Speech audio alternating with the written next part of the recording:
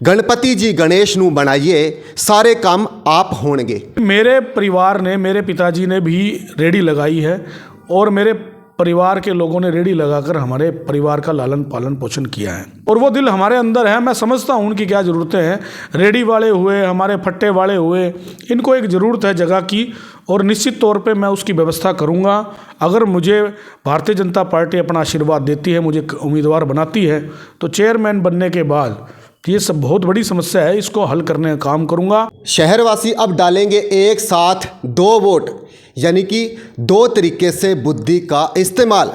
शहरी सरकार इस बार किसकी बनेगी? कांग्रेस, भाजपा या कोई अन्य दल? चेयरमैनी का राज तिलक किसके सिर पर होगा? यह तो आने वाली 12 मार्च को तय होगा। लेकिन इस समय हाजिर हरियाणा में मेरे साथ हाजिर हैं भाजपा के जिला उपाध्यक्ष और भाजपा के विभिन्न संगठनों में अपना कार्य निर्वहन कर चुके सुनील बामनिया जी। नमस्कार जी। पहले तो मैं हमारे भाई मनीष खोखा जी का, आपकी पूरी टीम का स्वागत करता हूं, अभिनंदन करता हूं। तो शहर की अगर बात करें तो इस बार 31 नहीं 32 वार्ड होंगे और शहरवासी इस बार डायरेक्ट चेयरमैन का चुनाव करेंगे। और इसी के साथ सिरसा नगर परिषद का जो चेयरमैन का पद है वो SC वर्ग के लिए रिजर्व हुआ है। गणपति जी गणेश नू बनाइए सारे काम आप होंगे। तो सुनील जी, कैसे मन में लड्डू फूटा? देखिए, हमारी सिरसा नगर परिषद का जो स्थानीय निकाय का चुनाव है उसका बिगुल बज चुका है और पूरे हरियाणा के अंदर वो बिगुल बज चुका है। कल इसकी घोषणा भी हो चुकी है और हरियाणा के इतिहास में ये पहली बार हो रहा है सिरसा में, क्योंकि पहले तो चुनाव कई ज़िलों में पहले हो चुके हैं।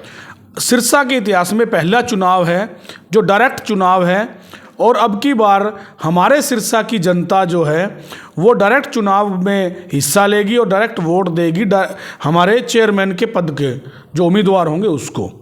हमारे, क्योंकि ये हमारा स्थानीय निकाय का चुनाव है, इसके अंदर हमारे MCs के भी चुनाव होंगे और ये बात मैं सभी आम जनता के लोगों को भी ये बताना चाहता हूँ कि इस बार हमारे 2 वोट डलने वाले हैं।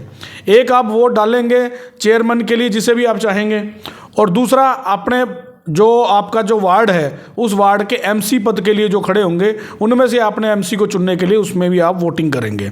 तो मैं सबसे पहले तो हमारे जो सिरसा की जनता है उससे अपील करना चाहता हूँ कि वो ये हमारे जो महापर्व है लोकतंत्र का, इस लोकतंत्र के महापर्व में वो बढ़ चढ़ कर हिस्सा लें और हमें अपने जो वोट की शक्ति हमें हमारे संविधान ने दी है उस वोट की शक्ति का ज़रूर इस्तेमाल करें और बढ़ चढ़ कर हमें अपना वोट डालना चाहिए, मतदान करना चाहिए।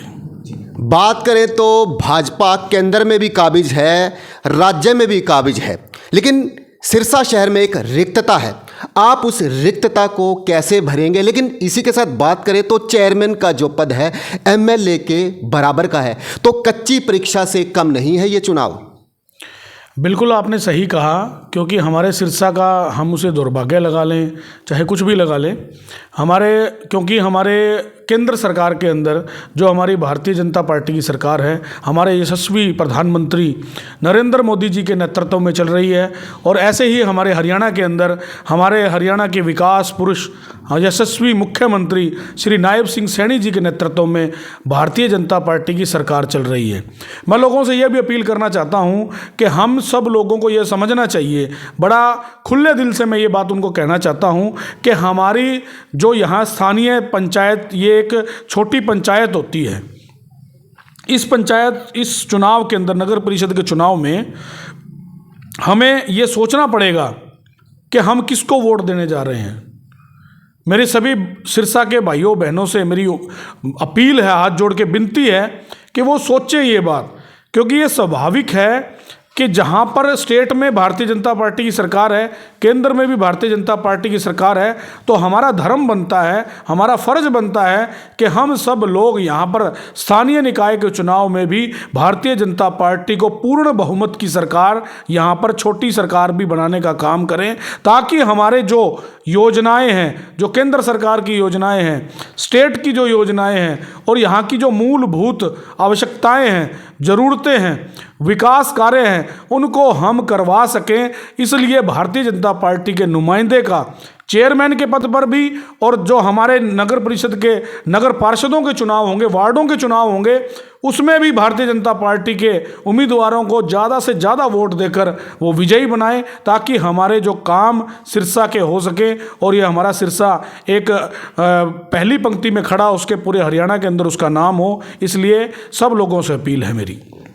ट्रैफिक प्लान को लेकर सुनील जी आपने क्या सोचा है और पहले 100 दिन का आपका विज़न क्या रहेगा? देखिए, बड़ा अच्छा सवाल किया है आपने। एक ये बहुत बड़ा मुद्दा है हमारा सिरसा के अंदर। हमारे 2, 3, 4 जो बाज़ार हैं, जैसे भादरा बाज़ार है, रोड़ी बाज़ार है, सदर बाज़ार है, ये बहुत भीड़ भाड़ वाले क्षेत्र हैं। पूरे ज़िले से यहाँ पर लोग पहुँचते हैं। उनको पार्किंग को लेकर उनकी बहुत बड़ी समस्या रहती है, और ये समस्या आज की नहीं है, पुरानी समस्या है। हमारे जो पहले कार्यकाल था 2016 के अंदर भी मेरी धर्मपत्नी ने वार्ड नंबर 28 से ये चुनाव लड़ा था। उस समय भी कमेटी की जो मीटिंग हुई थी, उस कमेटी की मीटिंग में हमने ये प्रस्ताव रखा था सब पार्षदों ने मिलकर कि यहाँ पर एक मल्टी स्टोरी पार्किंग का निर्माण होना चाहिए, और वो बीच में हो, बाजार के बीच में हो, ताकि उसका लाभ बाहर से आने वाले लोगों को मिल सके, और जो ट्रैफिक की समस्या है, जो भीड़ जमती है, जमा हो जाती है, उस रोड जाम हो जाते हैं, उस जाम से छुटकारा मिल सके।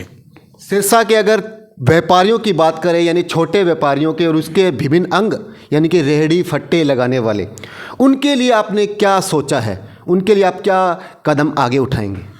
देखो, मेरी जो जानकारी में है, क्योंकि मैं भी यहाँ का, मेरा जन्म भी सिरसा का है, और बड़ा अच्छा आपने सवाल किया।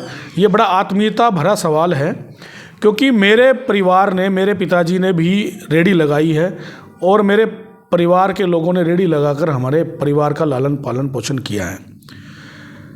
और मेरे परिवार और मैं और मेरा परिवार ये बात भली भांति से समझता है कि एक रेहड़ी लगाने वाला व्यक्ति जो है, उसकी क्या मजबूरियां होती हैं, उसकी ज़रूरतें क्या हैं, बेसिक्स नीड क्या हैं उसको समझने के लिए वैसा ही दिल चाहिए, और वो दिल हमारे अंदर है। मैं समझता हूँ उनकी क्या ज़रूरतें हैं। रेहड़ी वाले हुए, हमारे फट्टे वाले हुए, इनको एक ज़रूरत है जगह की, और निश्चित तौर पे मैं उसकी व्यवस्था करूँगा। अगर मुझे भारतीय जनता पार्टी अपना आशीर्वाद देती है, मुझे उम्मीदवार बनाती है, तो चेयरमैन बनने के बाद ये सब बहुत बड़ी समस्या है, इसको हल करने का काम करूँगा। और एक बहुत बड़ी जगह, हम 2-3 जगह पे मैं सोच रहा हूँ कि वहाँ पर निश्चित की जाए, और वहाँ पर रेहड़ी वालों के लिए अलग से वो जगह दे दी जाए, और ताकि वो अपना परिवार का और अपना लालन पालन पोषण कर सकें। बात करें अभी केंद्रीय बजट की, तो उसमें अभी स्ट्रीट वेंडर्स को यानी 10,000 का जो लोन मिलता था, अब वो लोन मिलेगा 30,000 का। तो इस 30,000 के लोन के साथ उसमें सुगमता कैसे आए? जो रेहड़ी लगाते हैं, खमोचे लगाते हैं, तो आप उनको कैसे ये जो लोन है दिलाने के लिए भरसक प्रयास करेंगे? देखिए, ये बहुत बड़ी बजट जो अब की बार आया है, बड़ा ही सर्वव्यापी, सर्वस्पर्शी ये बजट भारतीय जनता पार्टी के जो हमारे वित्त मंत्री हैं उन्होंने दिया है। नरेंद्र मोदी जी की ये देन है, और उन्होंने मिडिल क्लास फैमिली के लिए ये बजट बहुत ही फ़ायदे लेके आने वाला है, और ख़ासकर गरीब जो तबका है उसके लिए ये फ़ायदा लेके आने वाला है। 12 लाख रुपए तक की छूट, उसमें एक जो बड़ा पॉइंट है, 12 लाख रुपए तक की छूट दे दी गई है। उसमें भी मिडिल क्लास फैमिली को, लोअर क्लास फैमिली के लोगों को इसमें बड़ा फ़ायदा होने वाला है। और 10,000 रुपये वाली बात की है, वो भी हमने अपने वार्ड के अंदर भी और शहर के अंदर भी 10,000 के मैंने बहुत सैकड़ों फार्म मैंने भरवाए थे। हमारा तो खुद का ही यहाँ पे सिस्टम है, हम अपना लैपटॉप वगैरह सब कुछ रखते हैं ऑनलाइन। मेरे ऑफिस में, इसी ऑफिस में मैंने भरवाए थे, और अब भी मैं कोशिश करूँगा कि आम लोगों तक पहुँच सके। मेरी एक टीम है, वो लोगों तक पहुँचेगी, और उनका जहाँ पर भी उनको ज़रूरत पड़ेगी निःशुल्क मैं उनकी सेवा करने के लिए तैयार रहूँगा।